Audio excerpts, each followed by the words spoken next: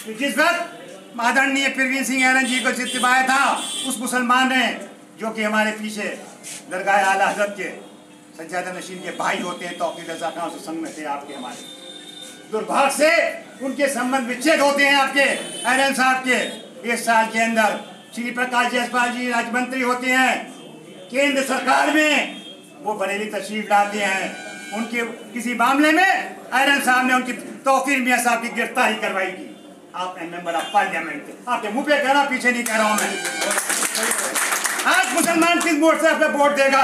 वो बरेली शरीफ का मुसलमान आपका विरोध करेगा। आप क्या बात समझते हैं? हमारे मेरी कुछ मत कीजिएगा बड़े भाई, बैठ खामोशी से सुनिए पहले आप। आज ऐसी बातें कर रहा हूँ मैं, कैसी से कर रहा हूँ हो रही है।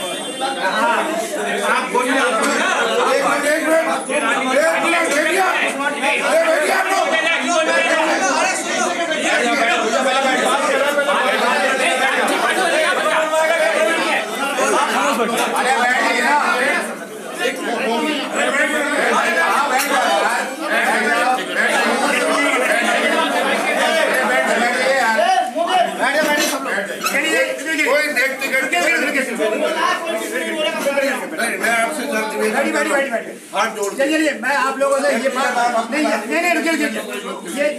टिप्पणी मैंने की है झूठे जाए, बस इतनी बात जी।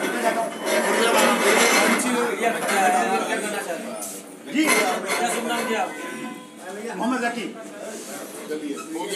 पार्टी को मजबूत कर रहे हैं, पार्टी को इसलिए सुनिए मैंने आपसे क्या बात कही है पहले, और आपको मुझे बात सुनिए। हाँ सुनाइए।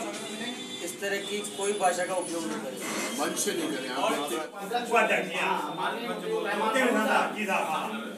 और हमारे बीच में जनाब ये कहने जा रहे हैं कि आज हमारे बीच में जो मार्गदर्शित करने वाले लोग आए हैं उनसे मेरा अनुरोध है।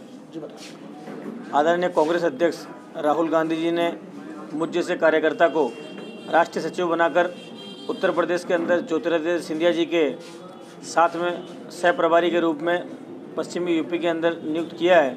उसी के तहत मैं अभी मेरे दौरे के ऊपर निकला हूं, जिसके अंदर मैंने रामपुर, बरेली, बदायूं और संभल का दौरा करना है। आज मैं आप सब लोगों के बीच में बरेली के अंदर पहुंचा हूं, कार्यकर्ताओं से मिलने, कार्यकर्ताओं के मन की बात जानने, इनके मन में जो गुबार है उनके गुबार और इनकी पीड़ा को सुनने के लिए कि ये गठबंधन के बारे में क्या चाहते हैं, ये आने वाले लोकसभा चुनाव को किस तरह से लड़ना चाहते हैं, किसको अपने बीच में प्रत्याशी देखना चाहते हैं, इनकी सब भावनाओं को जानने के लिए मैं इनके बीच में पहुँचा और इनकी जो भी भावना है व्यक्तिगत रूप से इनसे मिल के इनके जो मन की बात है वो राहुल गांधी जी तक पहुँचा कर और इनकी भावनाओं के अनुरूप निर्णय कराने का काम करेंगे।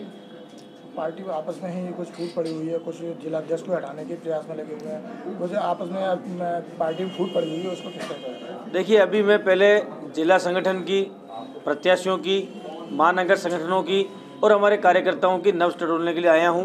कौन कैसा काम कर रहा है, कौन कैसा काम नहीं कर रहा है, उसका पूरा हम लोग फीडबैक लेंगे और उस फीडबैक के आधार पर आने वाले समय के अंदर फैसले होंगे।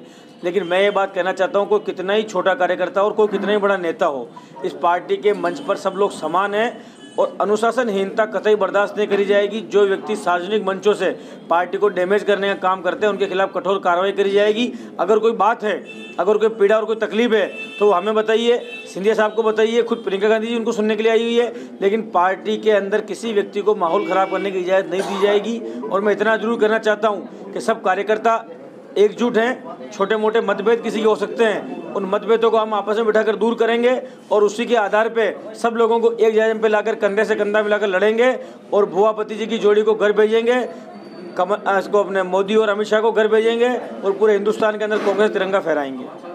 लोकसभा चुनाव का भी कुछ ही दिन बचे हैं, आगे क्या रणनीति रहेगी आपकी?